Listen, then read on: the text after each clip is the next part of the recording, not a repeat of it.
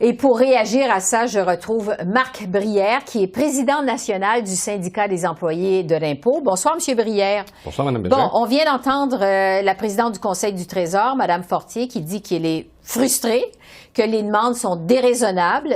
Jusqu'à quel point les négociations, ça piétine en ce moment? Bien, présentement, les négociations viennent de s'arrêter encore une fois.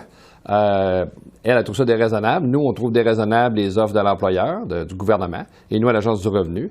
9 sur 3 ans, ce n'est pas suffisant avec l'inflation. On fait du rattrapage pour nos membres. Et la première année qu'on était sans contrat, l'inflation était au-dessus de 6 et offre 1,5. Oui. Donc, les partis ne se parlent pas au moment où on se parle. Bien, écoutez, de ce que je sais, ça l'a arrêté hier soir. Et là, au cours des dernières heures, je n'ai pas vu de mouvement jusqu'à présent. Êtes-vous frustré? Parce qu'on sait que votre syndicat a demandé la démission de Mme Fortier.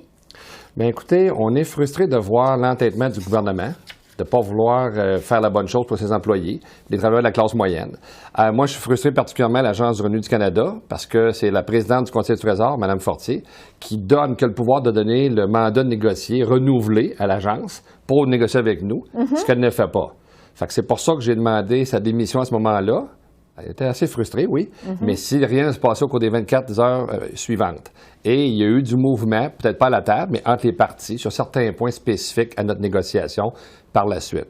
Que, je ne veux pas avoir sa tête. Moi, ce que je veux, c'est qu'on retourne négocier. Bon. Parlons de vos demandes, justement, parce que certains médias ont rapporté que vous demandez jusqu'à 30 sur 3 ans en augmentation salariale, alors qu'on sait que la FPC demande 13,5 sur 3 ans. Pourquoi, de votre côté, au revenu, vous demandez plus que les autres?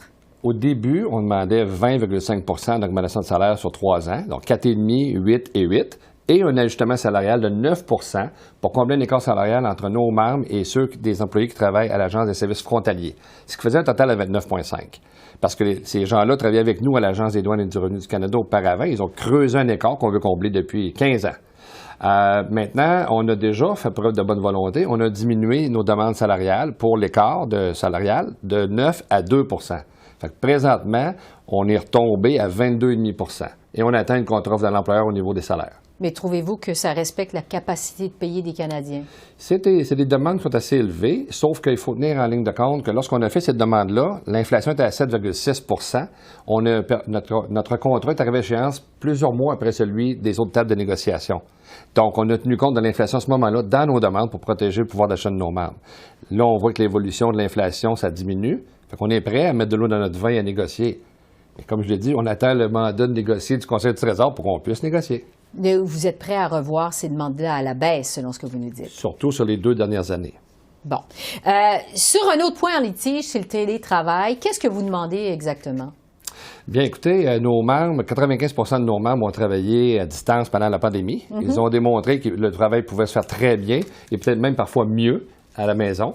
Donc, les gens, c'est ce qu'ils veulent. Ils veulent avoir dans le contrat de travail parce qu'ils ont perdu confiance en l'employeur, parce qu'ils ont pris une décision unilatérale de ramener les gens au bureau 40 du temps, sans nous parler, sans nous consulter. Les gens étaient insultés, puis ils ne comprennent pas pourquoi. Ils ne peuvent pas avoir une discussion avec l'employeur pour avoir plus de flexibilité, pour avoir une formule gagnante-gagnante. Donc, ce qu'on veut, c'est que les employés soient consultés, que si le travail peut se faire à la maison, pourquoi les forcer pour des raisons artificielles ou pour faire plaisir aux gens d'affaires, je comprends, mais c'est pas pour leur bien. On veut une amélioration sur la conciliation travail-famille. Fait que c'est ce qu'on veut en discuter à table de négociation, mais jusqu'à présent, ils n'en ont pas discuté avec nous, avec l'Agence du revenu. Fait qu'on veut en parler, c'est important. Vous voulez aussi que les gestionnaires qui refusent le télétravail soient obligés de le justifier, c'est ça? Bien, écoutez, effectivement, si c'est pas justifiable, je vais vous donner un exemple facile. Et on a 8000 membres qui travaillent dans les centres d'appel. Ils ont un ordinateur et un casque d'écoute sur la tête à la maison. Ça ne donne rien de les faire rentrer au bureau dans un cubicule, parler à des gens et avoir un espace de 8 secondes entre les appels. C'est ridicule. Ça faudrait l'expliquer pourquoi ils les forceraient. Mais il y a d'autres emplois également aussi qui peuvent se faire très bien à distance.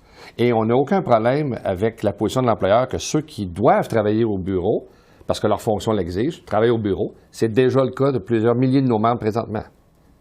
Mais on trouve qu'il ne nous donne aucune raison qui justifie de forcer les gens à revenir au bureau sans en discuter sur le mérite. Sur la sécurité d'emploi, vous demandez plus de protection, comme la reconnaissance des années d'ancienneté. C'est pas déjà le cas? Non, la fonction publique fédérale, il y a des endroits que oui, mais pas l'Agence du revenu. Donc, on veut s'assurer que s'il fait pas de l'attrition, mais des pertes d'emploi, que l'ancienneté soit reconnue. Là, ils disent que c'est le mérite. C'est très subjectif, le mérite. Ça veut dire quoi, le mérite? C'est-tu juste du rendement? C'est-tu parce qu'ils sont gentils avec leur boss?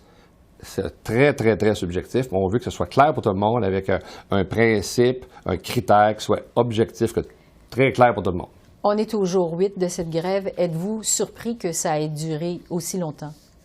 Oui, je suis surpris de l'entêtement du gouvernement, un gouvernement minoritaire qui est sous pression.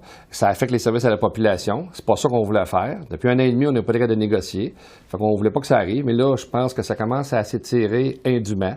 Puis moi, je suis pas là pour nuire à la population, mon syndicat non plus. Fait qu'on veut retourner travailler, mais il faut se tenir debout pour avoir des bonnes conditions de travail. C'est le plus gros employeur au pays. Donc oui, je suis très surpris, mais écoutez, on va augmenter la pression d'une journée à l'autre pour qu'ils comprennent finalement, qu'ils reviennent négocier encore une fois et qu'on en finisse pour le bien de tout le monde. Marc Brière, merci beaucoup. Merci. Ça fait plaisir. Merci à vous.